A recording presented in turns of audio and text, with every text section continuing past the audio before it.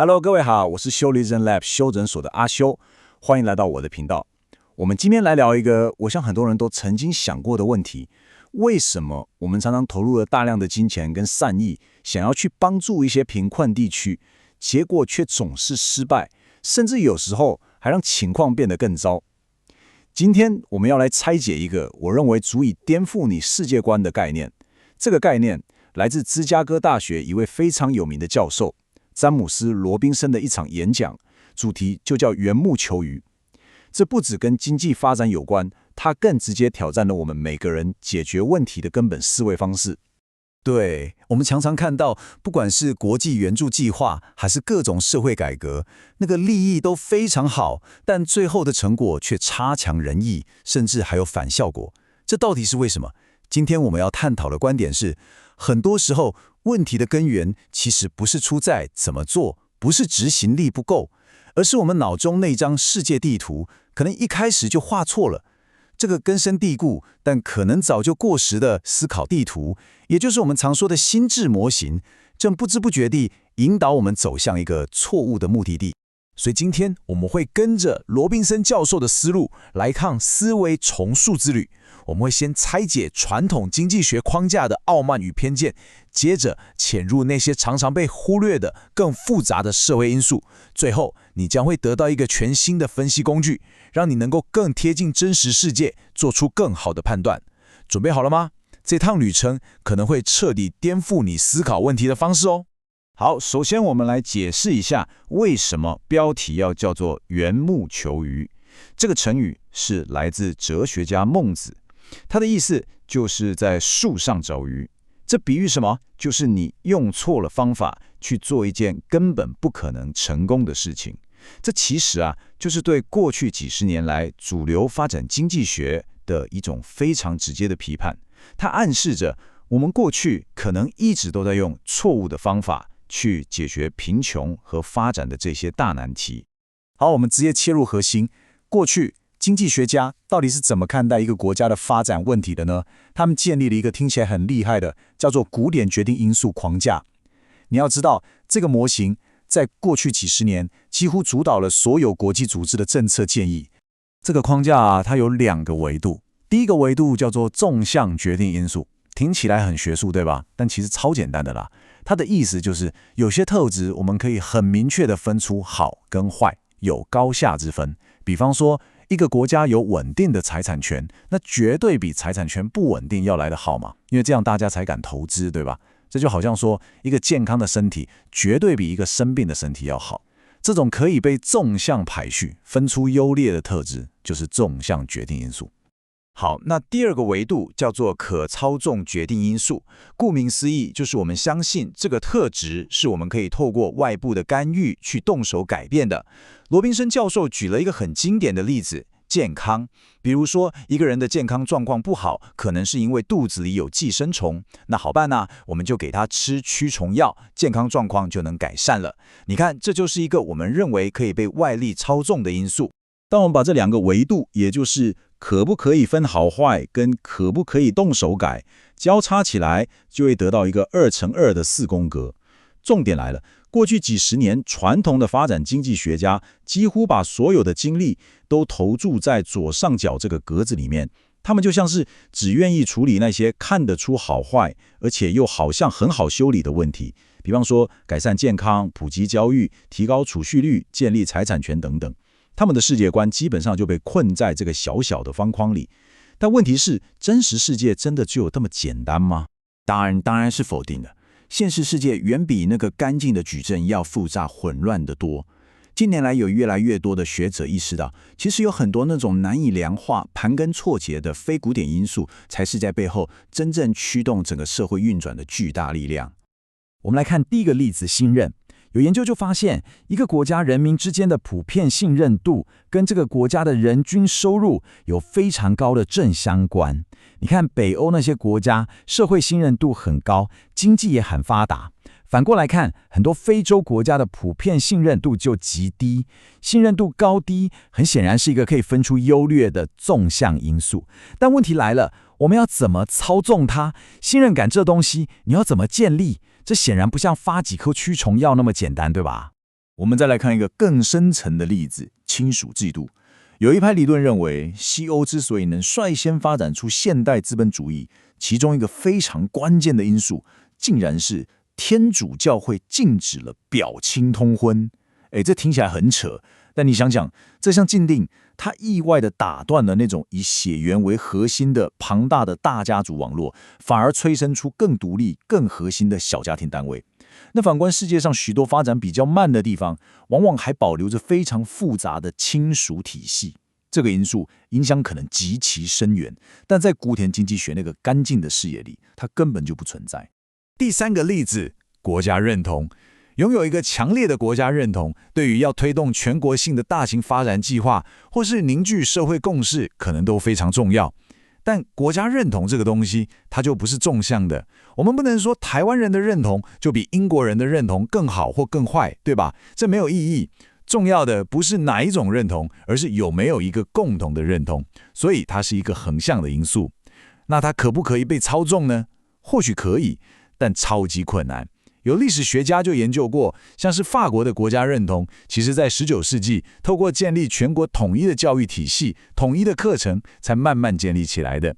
那是一个长达数十年的巨大工程。好，接下来这一点我得说真的是超级重要，它将会彻底挑战你的价值判断。当我们进入这个充满非古典因素的复杂世界之后，罗宾森教授提出了整个框架里面最具有颠覆性的概念，叫做反转的纵向。它的核心思想是什么？就是我们过去深信不疑的那些好与坏的排序，在不同的情境底下，不仅可能不适用，甚至可能会完完全全的颠倒过来。这句话听起来很震撼，对吧？它的潜台词是，我们现在用来解释为什么某些国家比较穷的那些因素，会不会从另外一个角度来看，反而是它未来能够超越西方国家的独特优势。历史上，帝国的崛起跟衰落不断的上演，我们今天认为的优点，很可能就是明天衰败的种子。这等于是在说，所谓的最佳实践或是普世价值，可能根本就不存在。为了让我们更具体的理解这个概念，我们来看一个几乎所有人都会同意是优点的特质——国家能力，也就是一个政府办事、收税、推行政策、维持社会秩序的能力。一个强而有力的政府听起来绝对是件好事，对吧？但是历史给了我们一个极其残酷的警告：强大的国家能力其实是一把双面刃。它除了能够提供公共服务之外，也能被用来高效率的屠杀人民。最可怕的例子就是1994年的卢安达大屠杀。那场悲剧之所以能够在短短几个月内夺走将近100万人的生命，其中一个关键原因，正是因为当时的卢安达政府拥有一个相当有组织、有动员能力的行政体系。有位经济学家 Leander Heldring， 他的研究给出了更惊人的数据证据。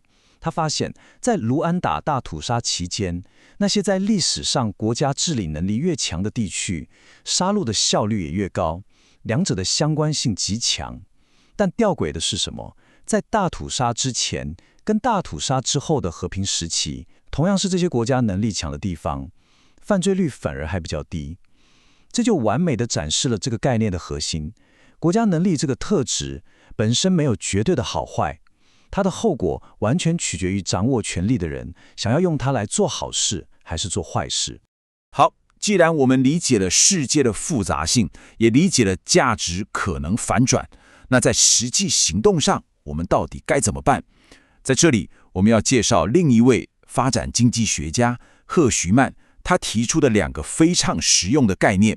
赫徐曼当时用奈及利亚的交通建设当例子，当时的奈及利亚有非常严重的族群对立问题。他说，如果你要在这个国家盖铁路，铁路是一个全国性的系统，那势必会引发南北不同族群为了抢工作机会而产生剧烈冲突。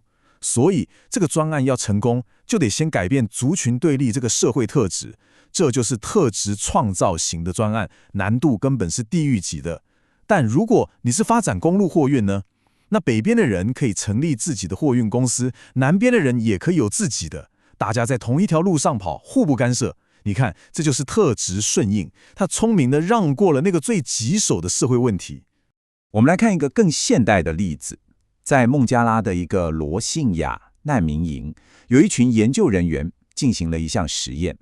他们想看看要怎么样才能最有效率地提升女性的福祉。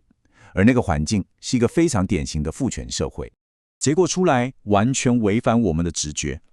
研究人员比较了2种情况，第一种是直接给女性一份工作，第二种是给她的丈夫一份工作。结果数据显示，当丈夫得到工作时，女性的心理幸福感指数提升的幅度竟然比她自己得到工作时还要来得高。为什么会这样？因为在那个父权文化底下，男性如果失业在家，会产生大量的家庭摩擦，所以让丈夫出门去工作，反而更能改善家庭的和谐。这就是一个典型的特质顺应策略。他没有很天真的想去直接挑战整个父权结构，而是顺着既有的结构，找到了那个能够改善女性福祉最有效的杠杆点。好的，我们已经拆解了古典框架的盲点，探索了非古典因素的复杂性，也理解了价值反转的震撼，还学会了特质创造与特质顺应这2个实用的工具。现在是时候把这些碎片全部拼凑起来，形成一个全新的、更强大的世界观了。这就是我们今天学到的新工具箱。下次当你面对一个复杂问题的时候，请记得：第一，情境就是一切，别再迷信量和所谓的万灵丹；第二，要勇敢地去质疑那些看似天经地义的优点，多问自己一句：它在什么样的情况下可能会变成一个缺点？第三，去思考你的解决方案究竟是在挑战现有的社会结构，还是在顺应它？这将会决定你成功的几率。最后，也是最重要的，永远要保持谦逊，承认我们对于复杂系统的无知。今天的内容其实留下了一个更深刻的问题，让我们可以带回家继续思考。在你的专业领域、你的公司，甚至是你自己的人生当中，有没有哪些一直以来被你奉为圭臬的绝对的好事？在听完今天的分析之后，你觉得或许也该拿出来重新检视一番。我们今天学到的核心其实就是，在一个复杂的世界里，最好的善意如果没有搭配对情境的深刻理解，就很可能通往灾难。我们必须学会分辨何时该顺应现实，何时又该创造变革，并且永远保持谦逊，这才是真正有效的改变之道。总结一下今天的重点，传统发展经济学的思维框架过于简化，常常忽略了情境的复杂性。许多我们认为绝对是优点的特质，像是国家能力，在不同的情境下，其实可能变成一个巨大的缺点。因此，我们在解决问题时，必须学会区分特质创造与特质顺应这2种策略，并且永远要保持谦逊，才能避免善意导致的灾难。今天的内容就到这边，如果你觉得这集有帮助，记得马上点赞加订阅加开启小铃铛。我们正在冲订阅，需要你的支持。我是阿修，我们下次见，拜拜。